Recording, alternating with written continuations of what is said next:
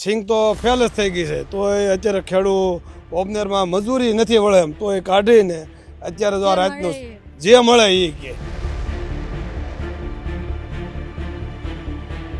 ખાતર ડીએપી છે એ તો મળતું નથી પાછું, અને જે ડુપ્લિકેટ છે એ ખાતર અત્યારે સરકાર આપે. અને 700 રૂપિયા અત્યારે મજૂરી છે. આ સિંગ અત્યારે કાઢી છે, 10 વીઘાની સિંગ છે, 3 મણ સિંગ થઈ છે. કેટલું આમ દેવું કેટલું હશે આ બધું કર્યા પછી? કેટલું વીઘે 20,000 તો ટોટલ ખર્ચો લાગી જાય. એ રાહત પેકેજ તો આ તો ખાલી ખેડૂતની મસ્કરી કરવા આપી છે.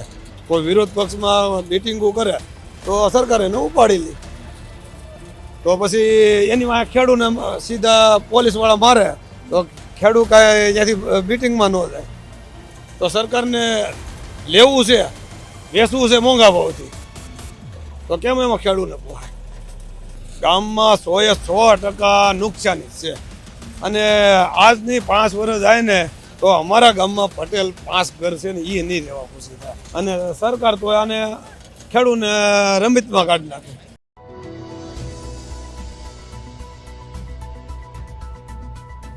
સાવરકુંડલાના બગોયા ગામમાં અમે છીએ. અમરેલી સાવરકુંડલાની આસપાસ જેટલું ખેડૂતોનું નુકસાન થયું, નેતાઓ આવ્યા, નેતાઓએ મગફળી સાથે ફોટો પડાવ્યા, નેતાઓએ એવું કહ્યું કે દેખાઈ રહ્યું છે કે મગફળીમાં નુકસાન છે.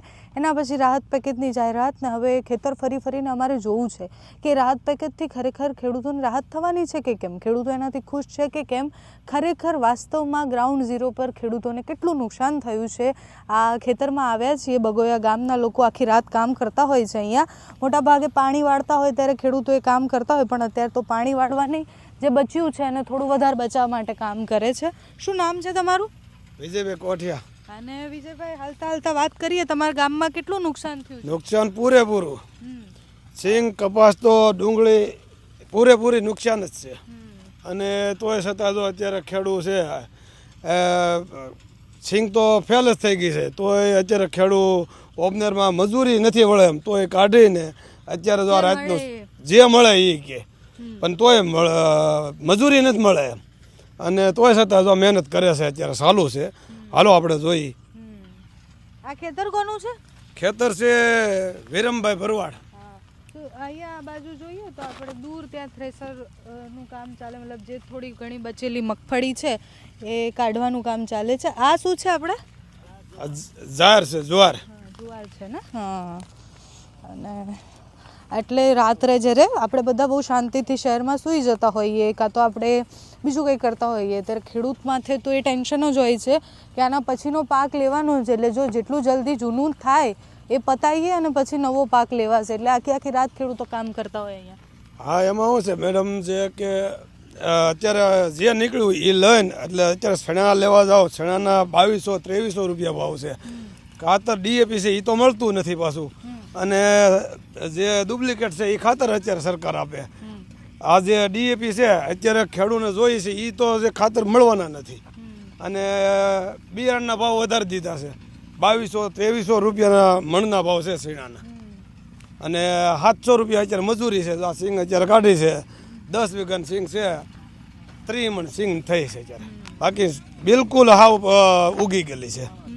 ચારે બાજુ જોઈએ તો આમ તો બહુ અંધારું છે, તો બીક ન લાગે છે? અહીંયા હાવ દીપડા જો આગળ અહીંથી ગયા છે, આગળ જ અહીંયા હાવ જ હતા. આ જંગલ જ છે જો. તો તમારે રોજ આવી રીતના જો આ રીતે, અને ઉપર જતા કાંઈ સોટે ન મૂકી શકીએ. અને જો આમાં આગળ આવડા જો ઓલી પાસે જ્વાર છે એમાં રોજ ખાઈ જાય, ભૂવણા ખાઈ જાય, કાંઈ ન સોટે મૂકાય. હાવ જ આવી જાય તો સરકારનો પાછો નિયમ છે લાગુ પડી જાય ખેડૂત માથે. હાવજને તો કાંઈ ન થવું જોઈએ. ન થવું જોઈએ. ખેડૂતનું ભલે જે થવું હોય થઈ જાય. પણ હાવજ તો કઈ કરતા નહીં હોય ને? હાવજ ને દીપડા ને એવું હોય. દીપડા એનું બીક લાગે. હા, એની બીક લાગે. અને જો આ જમીનમાં અત્યારે સિંગમાં જો આ બધું આમાં ઉગી ગયેલું છે. આ સિંગ આવી ગઈ છે અને બધું તણાઈને હડી ગયું. આ અહીંયા ચાલુ આ પાલો તો બિલકુલ થઈ ગયો છે. ઓલો ખલાસ કાળો પડી ગયો, માલે નથી ખાતો. આ પાછળ જોજો. આ હમણાં કાઢ્યો હશે ને? હા આજ હજી બપોરે.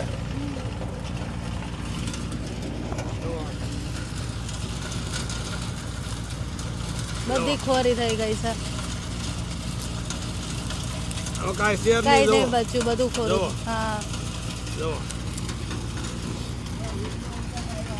આ કેટલો ખર્ચો થાય તમારે થ્રેસરનો ને એનો? થ્રેસરનો અમે કલાકે 1000 રૂપિયા લઈએ. ઓ બાપરે. હવે એ મશીન લેવા જાવ તો 1.5 લાખ રૂપિયા. હા. મશીન લેવા જાવ 1.5 લાખ રૂપિયા લે અને ટ્રેક્ટર લેવા જાવ તો 9 લાખ રૂપિયા લે. હવે જે પહેલાં ટ્રેક્ટર મળતું હતું 3-4 લાખમાં, અત્યારે 9 લાખ રૂપિયા. હવે અમે આ 10 લાખનો સેટ અહીંયા લઈને આવી તો અડધી કલાક હાટું હોય તો 500 રૂપિયા અમારે ન પોહાય. ડીઝલના ભાવ 100 રૂપિયા છે તો આમાં ખેડૂતને કઈ રીતનું પોહાય? કેટલું આમ દેવું કેટલું હશે આ બધું કર્યા પછી કેટલું નીકળે? વીઘે ખેડૂત માટે કાયદેસર નુકસાની કહેતા હોય ને, મજૂરી, ખાતર, વાવેતર, બિયારણ, એટલે વીઘે 20,000નો તો ટોટલ ખર્ચો લાગી જાય. તો રાહત પેકેજ આપવાના છે ને? એ રાહત પેકેજ તો આ તો ખાલી ખેડૂતની મસ્કરી કરવા આપી છે. 3,000 ડીએપી ખાતર નથી આપતા એ લોકો. પોસાય એમ જ નથી ને? પોહા એમ જ નથી ખેતી. બગોયામાં ઝાઝા ખેડૂત અત્યારે સિટીમાં વહી ગયા. ખેતી પોતાની છે એ પોહાય નથી, તો એમાં ફાર્મવાળા ત્યાંથી આમાં લઈને વાવી શકે. અને બધા ખેતરે આ જ હાલતું હશે. આ ખેતર આ ખેડૂને જો અત્યારે એને એમ થાય કે જે નીકળે આ કાયદેસર એને મોંઘું પડે, મજૂરી ને આ ટ્રેક્ટરના ભાડા દેતા, તોય છતાં આ લોકોએ કાઢેલું છે. એટલે હવે લેવાનું હવે કઈ બચ્યું જ નથી. નહીં વધ્યું જ નથી. આ લોકોને અત્યારે બીજું શાળું પાક વાવવું હોય ને તો આ લોકો પાસે રૂપિયા નથી. અમે તો આ તો તોય ભાઈબંધ છે એટલે, નકર અમે આ ભાડે હવે ન જાય. કેમ પૈસા ન આપે, એને પાસે હોય તો આપે ને અમને ભાડું. ખેડૂત પાસે પૈસા ન હોય તો અમને હું એ ભાડું આપવાના? તો અમે ભાડે પછી જાય નહીં તો એનો જો માલ અમને પીડો રહે. પહેલા રાત્રે પાણી આપતા તો આખી રાત ખેડૂત કામ કરતા. હવે આ પરિસ્થિતિમાં આખી રાત ખેડૂત કામ કરે. ખેડૂતની પરિસ્થિતિ ક્યાં બદલાય? અત્યારે જો મજૂરીનો ભાવ વધી ગયો, માલનો ભાવ નથી. તમે માલ વેચવા જાઓ એનો ભાવ નથી, તમે લેવા જાઓ તો એનો માલનો ભાવ છે. તો એમાં ખેડૂતને કઈ રીતે પોસાય? સરકાર પાસે શું અપેક્ષા ખેડૂતની? ખેડૂતનો કાયદેસર ભાવ હોવો જ જોઈએ. આજે 2000 કપાસનો ભાવ હોવો જોઈએ. સિંગ અમે લેવા જઈએ ખેડૂત દીકરા તો બિયારણનો ભાવ 2500 3000નો ભાવ છે. અમે વેચવા જઈએ તો 1000 રૂપિયા, 800 રૂપિયા, 700 રૂપિયામાં જાય છે. તો ખેડૂતને આમાં કેમ પોહાય? તો સરકારને લેવું છે, વેચવું છે મોંઘા ભાવથી, તો કેમ એમાં ખેડૂતને પોહાય? ખેડૂત માટે વિચારે છે કોણ? કારણ કે સત્તા પક્ષના નેતાઓ આ બધું થાય એના પછી આવે, પછી સાંત્વના આપીને જાય, વિપક્ષ વિરોધ કરે, વિચારે કોણ? જો વિરોધ પક્ષ જે કાંઈ કરે ને તો અત્યારે સરકાર એને હાલવા ન દે, ગમે અહીંયાથી પકડીને ઉઠાવી જાય. કોઈ વિરોધ પક્ષમાં મિટિંગો કરે તો સરકાર એને ઉપાડી લે. તો પછી એની વાંહે ખેડૂતને સીધા પોલીસવાળા મારે તો ખેડૂત કાંઈ અહીંયાથી મિટિંગમાં ન જાય. એટલે આ ગામમાં હવે 100% નુકસાન એવું માની લેવું? 100% ગામમાં 100% નુકસાની જ છે. અને આજની 5 વર્ષ જાય ને તો અમારા ગામમાં પટેલ 5 ઘર છે ને એ નહીં રહેવા ખુશી થાય. ખેડૂત આમાં કાંઈ પોહાણ થાય એમ જ નથી. તમે જુઓ તો આવી આછી જમીન છે. હવે આમાં કઈ રીતનું અત્યારે તમે રેતી લેવા જવું હોય છતાં અહીંયા ગામની સણતર કરવું હોય તો રેતી નથી લેવા દેતા આ સરકાર. એ ટાઈસનો ફેરો ગામમાંથી લઈને આપણે વાડીમાં લઈને નાખવો હોય તોય સરકાર પકડ લે ટ્રેક્ટર. એટલે એક તો રાત્રે કામ કરવાનું, આવી પરિસ્થિતિમાં કાંઈ જ લેવાનું નહીં, જનાવરનો ડર લાગે અને છતાં તોય ખેડૂત રોજ ઉઠીને કામ કરે. તોય છતાં ખેડૂત દરરોજ મહેનત કર્યા જ કરે જે મળે એ કે, અને સરકાર તો આને ખેડૂતને રમતમાં કાઢી નાખે. એટલે કડકડતી ઠંડી છે, દાંત આમ અવલા થઈ રહ્યા છે. અને શહેરમાં બેઠા બેઠા આપણને એવું લાગે કે ખેડૂત તો શું છે, એમ ખેડૂતને આપણે વિડીયોમાં જોઈએ પછી એવું થાય કે ખેડૂત તો સહાય જ માંગતું હોય છે, ખેડૂત તો દુઃખી જ હોય છે. પણ ક્યારેક તમે આવો અહીંયા ખેતરમાં તમને ખબર પડશે કે ખેડૂતની સ્થિતિ શું છે. આપણે બહુ જ આસાનીથી આપણા ખાવાનું જે આપણા થાળીમાં પીરસાય છે આપણે ક્યારેય તસ્તી જ નથી લેતા કે ખેડૂત કેટલી મહેનત કરી અને એ કામ કરે છે અને એ કામ કર્યા પછી આપણે અન્નનો દાણો આપણા નસીબ થાય છે. બહુ જ બધા ખેતરો ફર્યા પછી જ્યારે 100% નુકસાન હોય કોઈ પણ માણસ, એટલે તમે કાંઈ પણ વસ્તુ લેવા જાઓ તો એ પ્રોડક્ટની કિંમત એ વેપારી નક્કી કરતો હોય છે. એકમાત્ર ધંધો અને એકમાત્ર કામ એવું છે કે જેમાં ક્યારેય ખેડૂત પોતાની પ્રોડક્ટની કિંમત નક્કી નથી કરતો અને છતાં પણ નફો વિચાર્યા વગર જે આપ્યું છે એ પણ જતું રહે, એ બધું જ વિચાર્યા વગર દેણું કરીને પણ ખેતી કરે છે. કારણ કે એને એવું લાગે છે કે મારું કામ ખેતી કરવાનું છે, મારે કરવું પડશે, એના સિવાય બીજું કાંઈ નથી મારી પાસે.